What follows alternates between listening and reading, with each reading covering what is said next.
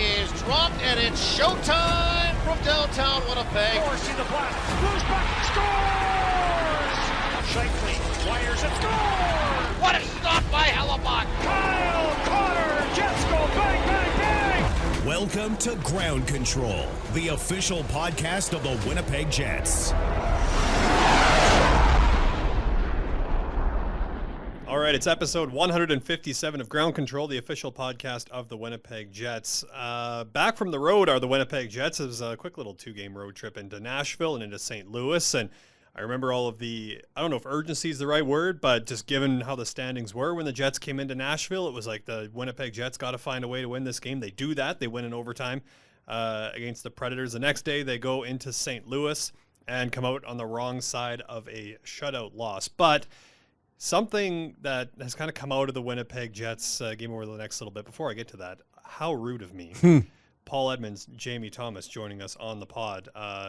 Sorry, gentlemen. I think there's a fine there. No need to apologize. But I feel like we're all together all the time anyways. Right. And people kind of got used to a system. I know I go rogue every once in a while and do the pod by myself, but I usually say we're all coming back the following week. So that's also a fine. Yeah. Should also mention before we get into a lot of the Winnipeg Jets storylines, Kwame Mason is going to be on this week's episode of Ground Control, the producer and director of the documentary Ice Queens and Soul on Ice. Jamie will have a little bit more information on that as we get a little bit closer to it. But back to the Jets momentarily here.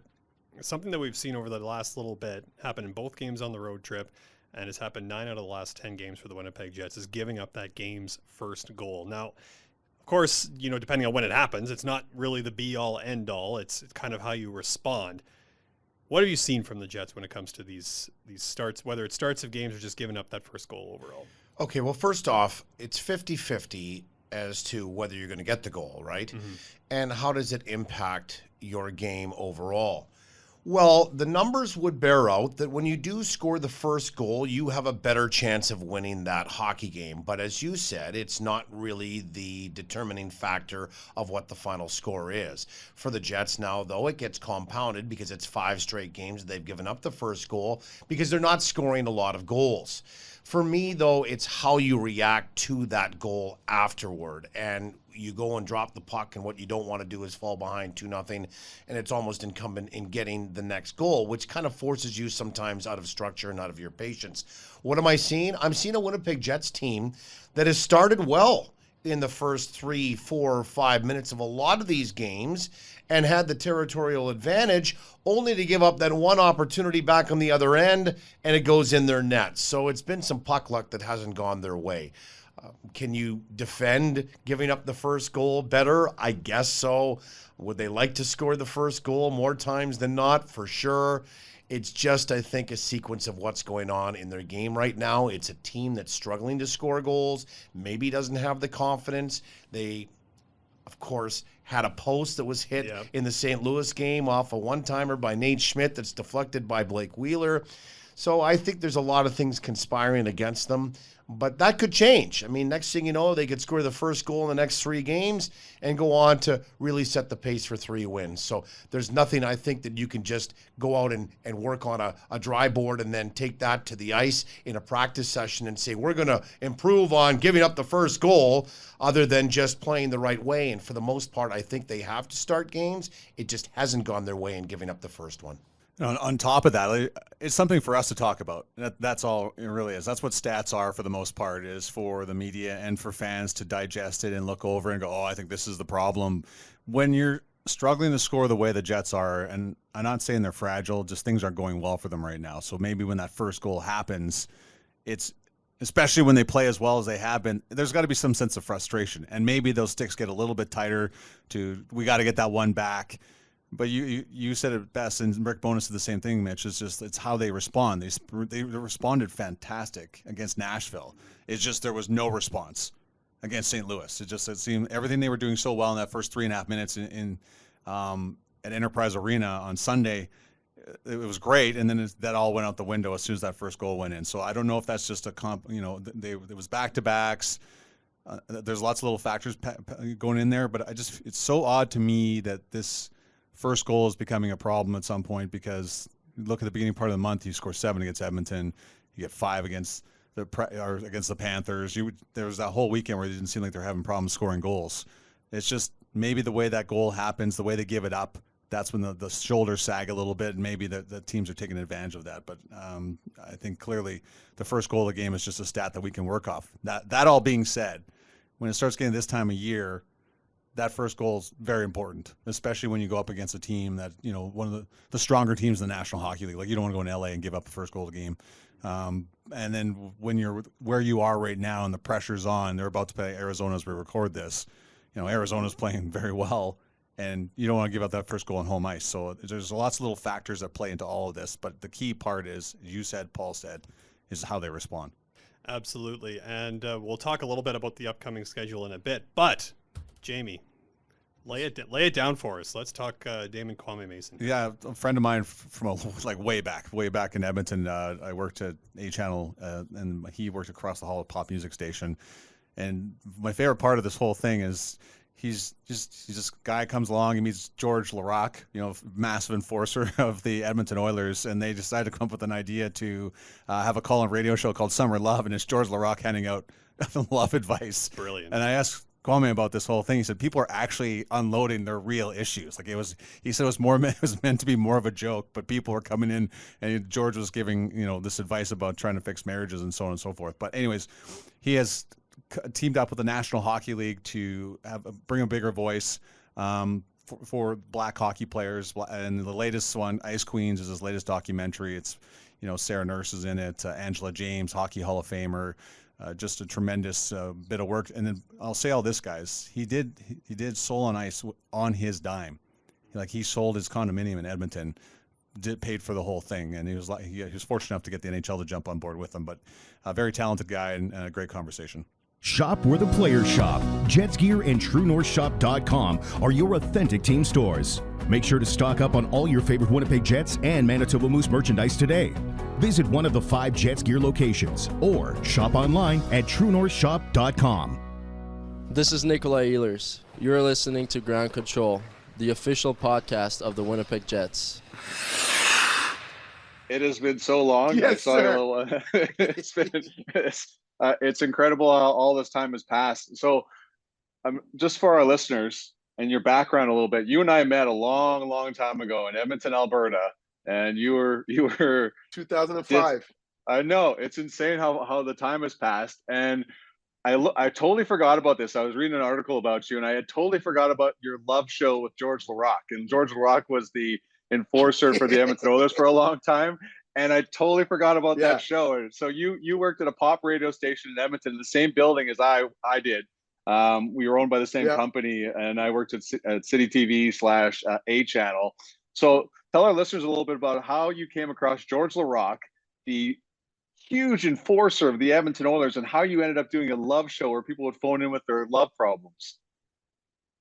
Yeah. So, obviously, first of all, it's really good to see. Anytime I see you or talk to you, get a text message from you, it's always great because you and I always had a really good connection from, back then in Edmonton, like I said, 2005. It's very interesting. When I got out there were certain people that you go, I'm from Toronto, so going out there, you don't know anybody, and you connect with certain people, and I'm just that type of person, and I'm going to walk around, and you and I had a really good connection. So when I first got out to Edmonton, like the first day I was there with my bags packed and stuff like that, our boss at the time, I think it was like a show-off thing, and to be honest, when I think back to it, he's like, I just got to go by my house. It's getting developed, and while we're there, we'll go meet my friend across the street. And then we, knock on the door. He didn't tell me who it was, and then this huge guy standing out there. And I was like, oh, snap.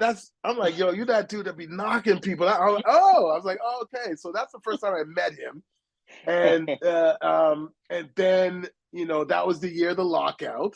Yes. And so George was in Edmonton at that summer, and we were just launched the station, just trying to do stuff that was unique, trying to dominate the airwaves in Edmonton from a pop music standpoint. And our boss had this really, really cool idea of a show called Summer Lovin', where the toughest man in the NHL would give love advice to to people in Edmonton. It was just I wouldn't say it was corny, because it was just entertaining, because what was great about it is I used to just try to egg on George and just be like, yeah, that's dumb, and just to try to get him riled up and stuff like that, just to see him riled up. And then when the mics are off, I'd be like, yeah, that's good, George. Yeah, let's keep going. But he'd be like, hey, man, why are you knocking what I'm saying? But I was just like trying to mess with him. So yeah, that was good times, man. That was good times. Like, how did you end up convincing him to? And like, people would actually phone in with their problems, and you guys would offer advice. Like, that to me, that's a very legit problems. Legit. Yes. Like you had boyfriend cheating problems. I'm so engulfed in love with this girl. Like, we had like, and I was just like, yo, you guys know this is jokes, right? But it wasn't me who convinced him. It was our boss, because him and my boss were like really good friends. They were best friends at the time, basically. And he was just George is that guy. He's just a community guy. So anything fun would be great. But man, if we had won that Stanley Cup that year, boy, we would have had a party at that building. I'll tell you. Yeah, we would have had a huge party. That 7th game in 06. Okay, so you leave that radio show, and you've always had this passion to do movies. Yeah. And you save your time, you're getting ideas, and then kind of tell people about the genesis of Soul on Ice. It came out in 2015. Yeah. It's your labor of love. A lot of work went into it. It's all your money that went into it. That's the incredible part about this. Yeah, it's interesting, because I don't know if you remember when, like, on my show, like, for people that listen to me on the radio and people that know me, like, film was, you could tell that was my thing. I always liked film. Every Tuesday I would do a review on my radio show about the new films and documentaries that were coming out. So I always knew that I wanted, at some point, my passion, like, radio was kind of like the thing to keep me in the world of entertainment. But I always thought I'd do radio, and then I would get into either acting or something like that. I'd use that to put me in that position. And, as far as the acting thing goes, it just never panned out that way. But I was always kind of studying the craft from a director standpoint. And then documentaries weren't as popular as they are today, but I had a good friend named Corey Powell, who lived in Calgary, and I lived in Calgary for a bit before I went to Edmonton. And he got me hooked on documentaries. So I would always be checking out these documentaries and looking at the styles. And then I remember being in Edmonton and going, this is during the Cup run. I went to, remember, like, the Oilers used to always go to Hudson on Wright Avenue. Yes. And Raffy Torres and those guys were just like, yo, come, let's go. We're going to go to Hudson. I can't remember what playoff game was, big win. So we're in there, and it's a party. We're having a great time. And I just remember looking at George, and I'm just thinking to myself, I'm looking at George, and I'm thinking about myself, because I was looking at him, I was like, there's probably maybe like 3 or 4 Black people in this place, and 2 of them are me and you, George. And I thought to myself, I'm like, I wonder what it's like for George to be in on this team. Yeah. And like, he's the only Black guy, because I know what that's like from a radio perspective, going to a new town and being the only Black guy, and you got to downplay certain things, and you can't, and people expect you to play up certain things. It was just this weird thing, and I always wondered if he had that. And I just remember started doing, I don't know why, I just one day was on my computer and I Googled Black hockey players, and I'd get all these articles and all these things come up. And then I saw this article on the Colored Hockey League of the Maritimes, which was around between 1895 and 1930, which was basically a league of all Black players back then that couldn't play with the white teams, so they made their own team. It's kind of like the Negro Baseball League. And at that point in my life, I'm just a huge hockey fan. And I'm in my late 30s, and I'm thinking to myself, wait a second, I've never heard of this. I'm like, are you kidding me? Like, Canada had a league of all Black players. Like, how did Hockey Night in Canada, all these TSNs, how come no one's ever talked about this? And so I just started gathering all this, any article I would just print them out and I'd read them. And then something clicked to me. I was like, man, this might be a good documentary one day.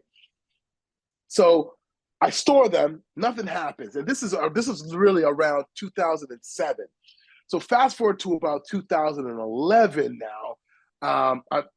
Radio is just breaking my heart. It's just like I'm on my down spell. I've been fired from this station, going to that station, all this, and I'm just like, God, it's really just me pushing buttons. I got no passion for the industry at all. The music was just horrible. I just did not. I was just not in a good space mentally. Yeah. Then my mom gets cancer, and she passes away, and all this is on me, and I'm in my head. I'm just like, what am I gonna do with my life here? Like, I knew radio was done, so I was just like, well, what else? And then I just went back to my notes. I'm like, okay, let's make this document. Let's do this.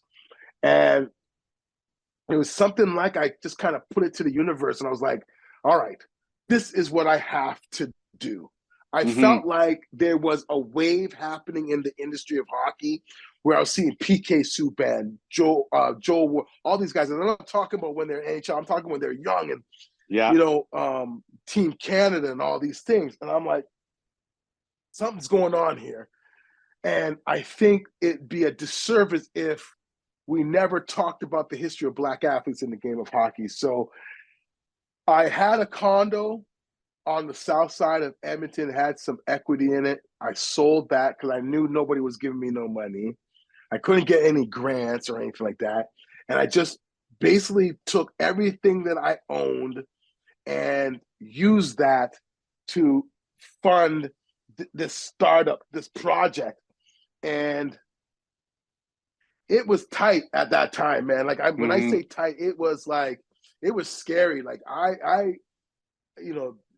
it got to a point where I was like, I don't know where, what am I going to do financially? And, by the grace of God, I was just like, I was able to just kind of keep it moving and finish the project. And, it was a very hard process, but I'm glad that I was able to finish it. And luckily too, to finish off my long-winded story, Telus Optics actually gave me a grant for about like $60,000 or a little bit more than that, which allowed me to edit the film. Because I had all my money went to shooting and travel and all this, and then I'm just stuck with all this footage. And luckily, right time came and they gave me some money, and I was able to edit it. My goodness! And then, so how many different cities did you go to in the process of shooting Soul on Ice? So Montreal, Toronto, Edmonton, Philadelphia, New York, North Carolina. Woo. I think that's a bit as far as the travel goes. And then after you film it and edit it, the NHL jumps on board. How long was that from the time you finished editing it until you got the NHL involved? What was that process right now? How did you get the NHL on board? So the Edmonton International Film Festival happens around September, October. It was in October in 2015. And they selected my film to be in the film festival. I called in a favor to one of the nicest guys to ever play the game of hockey, Grant Fuhr. Grant was on a golf tour thing, and he was heading home, and I said, hey, would you detour into Edmonton, come watch the film? And he's like, yeah, for sure. I get to see my kids, blah, blah, blah. He comes in there, he watches it, and literally shows me his phone. He goes, I just texted the NHL, and I said, like, yo, this kid has done the work for you guys. You guys need to pay attention to what's going on. So this was like October. And then I had started talking to a guy named William Douglas, who does this article called Color of Hockey, who now writes for the NHL. It's funny how we're all working amongst the NHL now. He and I were going to do a screening in Washington because at that time he was working for like the Pentagon or something like that, doing articles for like White House stuff. And he's like, I could bring maybe some congressmen out to watch it. And it's going to cost us this, that, this. And I'm just like, oh my God, like I got no money, man. Like, But I was like, all right, whatever, let's just figure it out. And somebody from the NHL called me and said, Gary Bettman wants to see the film. Oh my And gosh. so I was like, word? Okay. So I send it to him with a link. I'm like, send it to him. So I'm honestly in my mind, he wants to see it. I'm sure it's going to take forever. Mhm. And you know what I mean? I'm not going to hear back from this guy or whatever. I swear to God, 24 hours later, Gary Bettman called and he was just like, yo, I like the film and, you know, we want to support it. I heard you're going to be doing something in Washington. Let us take care of it. So Washington Capitals, NHL, they all got together and rented out a theater. Had Ted Leonsis was there, right? out. Ted Leonsis was there. Coach Trotz was there because he was coaching the Capitals at the time. Willie O'Ree, Anson Carter, Kevin Weeks, Deputy Commissioner Bill Daly, Commissioner was there. Like everybody was there. And are you pinching yourself at this point? Are you pinching yourself? I'm like, this is like know, this is like you're saying this very matter of honestly, factly, but this, you must have been buzzing at the time when this was happening. I was, but sometimes, and this is kind of like a character trait. I have to stop. Is sometimes I don't live in the moment. Okay. I don't sit back and be like, yo, this is pretty cool. You know what I mean? Like all these, and the press and like, it was, you know what I mean? I'm just trying to get through it. You know who was on our invite list, but they couldn't make it was Barack and Michelle Obama. They were on our invite list to be out there. And the only reason why they couldn't come out was because he had a State of the Union that same week. Wow. Like you could forgive him for that one.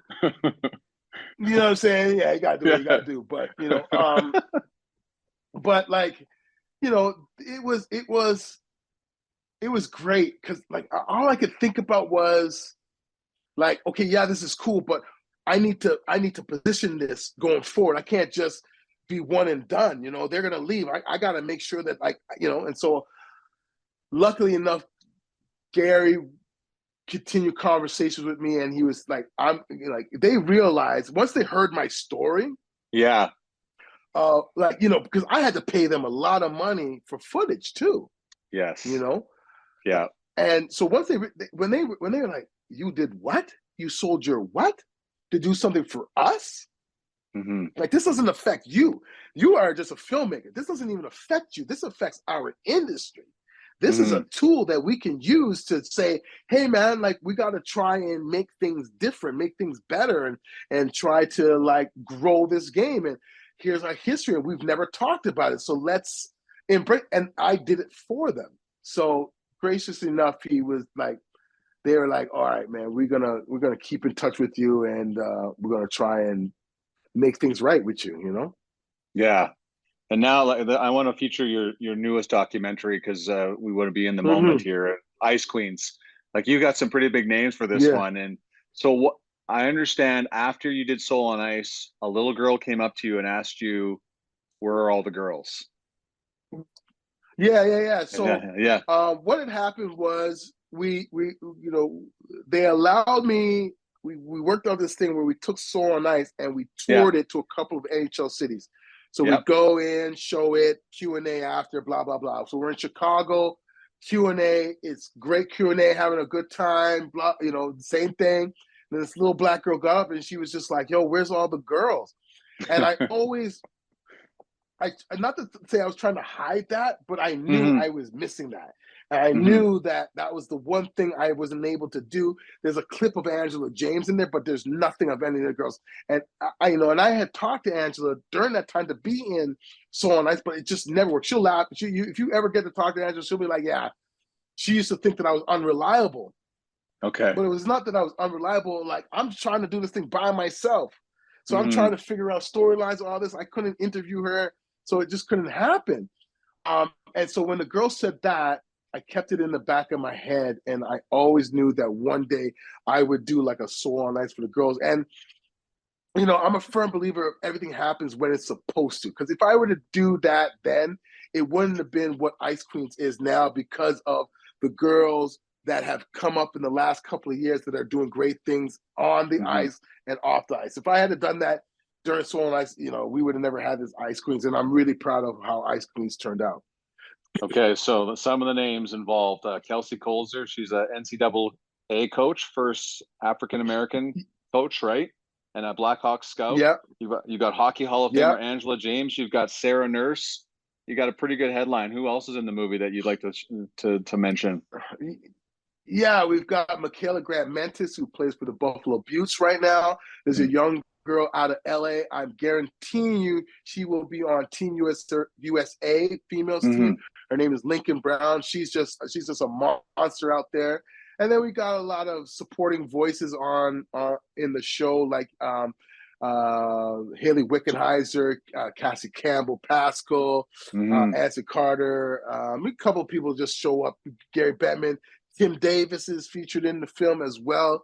She's an executive with the National Hockey League. So we do have, it's the first project where I was able to get a really cool little wish list together and tell some great stories. How cool, how big of a presence is Angela James when you sit down with her? Man, she does, and I say this with genuine love. She doesn't understand how great she is. She doesn't understand. You know what I mean? She doesn't. Yes. I want to say, I don't know if it's like if she believe. It's not like that she doesn't believe it, but she doesn't understand, man. She doesn't understand, and maybe it's because of the lack of, like, they never reached out to her like they reach out to a Cassie, a Haley, and all these. They never reached out to her like that, and so she's just been doing her thing, but. All things being said and done, if you were to sit down with all the greats from the Wickenheisers, all of them, if you put them all in a room and be like, yo, who was the one female that changed the game? They all have to turn and say, Angela, I mean, we might have done this, and that, but the first person to really set it off was this lady right here. And that's why she's one of the first women inducted into the Hockey Hall of Fame. But she's very humble. She's very approachable. She's very just like, that's just the homie. You know what I mean? And I look at her, like, here's a good example. Here's Angela in a nutshell. We did this thing called the Mobile Museum at the National Hockey League, where last year it was the Black History Mobile Museum that has all these artifacts in a mobile truck that looks like a museum. I curated the last couple of years for the NHL, and I want to put some stuff of Angela in there. I go to Angela's house. I'm like, Angela, let me get some jerseys. Where's your, that gold medal? Where's that first gold medal? Tell me she doesn't go into her front closet, pull a bag out from the ground, buy her shoes. God. Here's the gold medal. No. I go, Angela. I'm like, come on, dude. She's like, yeah, I know, Kwame. But she's just so chill like that. I'm like, yo, you're bugging out. You need to put this on. I'm like, Angela, stop it. If you don't put this up, I'm keeping it. You're not going to get it back.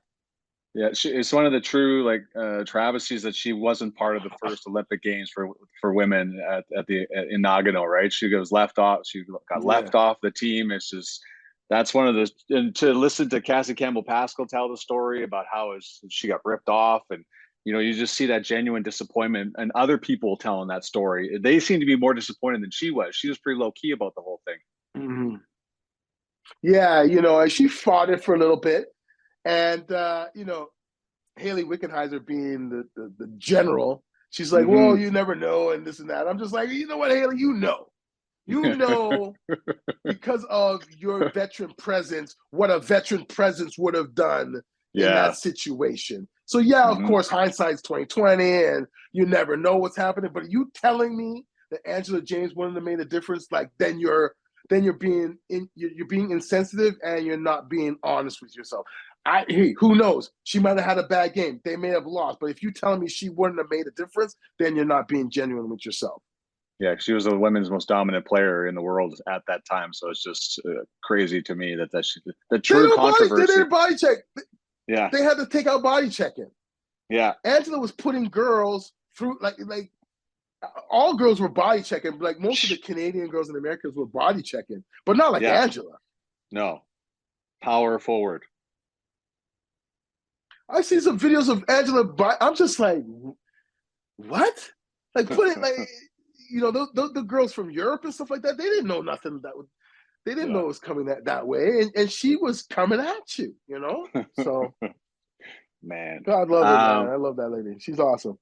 Okay, so Ice Queens is on Sportsnet. It was on TSN. ESPN Plus has it. How proud are you of your latest project, my friend? Yeah, I was super happy about this, because again, I think, as a creative, as like a filmmaker, the one thing for me is my creative ego, and my creative ego always says, I want to do something that nobody else has done. Okay. I don't want to do, I don't want to do, The Last Dance from a different perspective. Yeah, you know what I'm saying? Yeah, I want to do The Last Dance.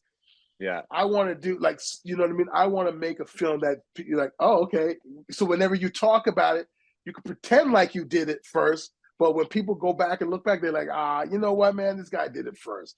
And so for me, for my creative ego, I feel really good that I was able to do a story that, was able to come out there. And then, just from a life perspective, again, being able to help tell more stories in the hockey ecosystem is kind of like a privilege, because it's a way of putting something down on history and being able to let people understand that there's a large and beautiful history and beautiful stories out there that we need to embrace when it comes to the game of hockey.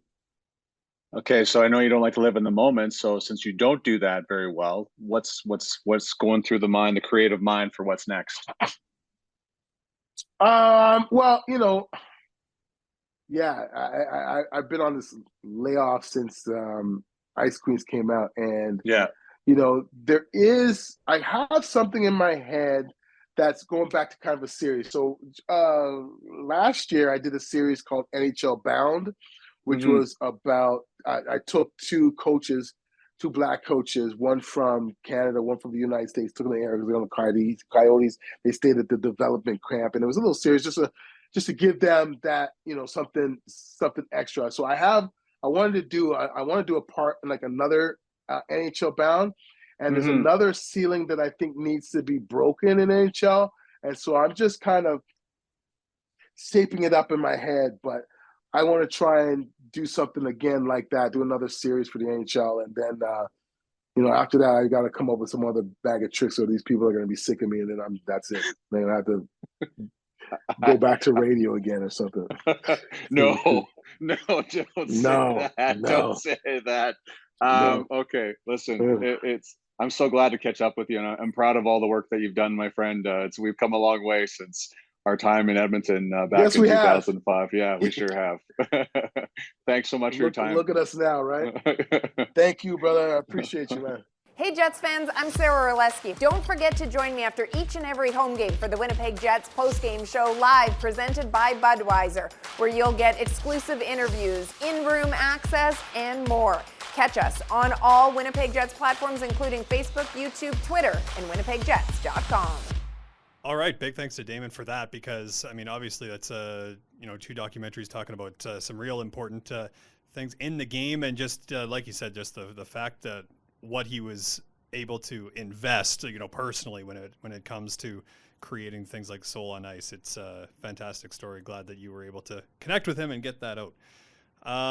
Looking ahead at the schedule, as you kind of said early in the first half of the pod there, as we record this, Jets take on the Arizona Coyotes tonight. So certainly a game that they'll want to win. I mean, they'll want to win them all on the way out, but Arizona, a team that's playing quite well, 6-0-2 in their last 8, and just rolling along. But if you look at the schedule after that, you're heading back out on the road. Got the Anaheim Ducks, the Los Angeles Kings, who are playing sensational hockey at this point. Got a couple of days. Then you play the San Jose Sharks to close out the road trip, Detroit Red Wings at the end of the month. What is standing out to you guys about that schedule and the opportunity that lays ahead? Well, I think when you look at the schedule, immediately, as you mentioned, we're recording this in advance of the Arizona game. There's 11 games remaining on the sched. Yeah. So how many are against teams that you think you're in a situation to make those winnable? I would tell you that 7 of the 11 are teams not in a playoff spot. So those immediately pop out to me. And I think that 7 of 11 and 7 and 4 get you in no problem. And you're probably getting in running away from the rest of the field. It is cliche, but it really rings true here. It is 1 game and 2 points at a time for the Jets. What you're trying to do, because you do have a lead on some of those teams like Calgary, like Nashville, is win your games, take care of your business, remain in control of your destiny, which you are in right now. And eventually, and I know, Mitchell, you like some curling as well. I do. Run the other team or teams out of rocks, right? Which means run them out of games and the ability to catch up to you. So from that standpoint, 1 game at a time for the Jets. Take it at home against Arizona. Take it against Anaheim. Take it against Los Angeles and see where you get to. And then if you start to feel pretty good about your team, maybe you can get on a bit of a roll. Because, as Nate Schmidt said post-game to St. Louis, there's 11 left. Let's buckle down here, and I'm paraphrasing, to see what we can do. It's really in our hands. So 1 at a time, let's see where it gets to. You also picked up something very important too, Mitch, is like there's 2 days between a lot of these games. Yeah. So they're going to be well rested on top of this. And I understand, we've heard this a lot because of the schedule. They're going up against teams that are they're not playing. There's guys playing for jobs. Every shift in St. Louis, what did we see? Guys jetting the zone, going and looking for the home run pass. That is, Rick Bowness told us that's hard to defend all the time. They're playing footloose, fancy free, and there's a lot more fun in the game for them while the Jets are trying to fight for this playoff spot. The pressure's on, the sticks are getting tighter.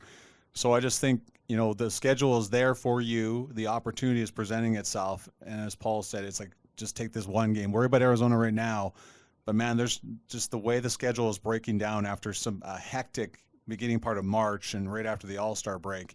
There's a lot of space there for you to get rest, practice time in, and get things right here and try and get into the playoffs here. 2 things out of that. 1, I could never say footloose, fancy free as perfectly as you did in that. I don't think that ever went by. Thank you. And the other part of that, in terms of the 11 games that the Winnipeg Jets have left as we sit here, Calgary and Nashville also included in that, also have 2 days between games, between those games, both of those at Canada Life Center. So something certainly to circle on the calendar if you still have a calendar, and get your tickets, winnipegjets.com/tickets for those 2 big matchups, as well as all the home games that the Winnipeg Jets have left on the sked. All right, you guys have some pregame work to do. I do as well. So certainly let's get after that. And thank you all for listening to this episode of Ground Control, the official podcast of the Winnipeg Jets. This has been Ground Control, the official podcast of the Winnipeg Jets. For more Jets news, videos, and more, head to winnipegjets.com.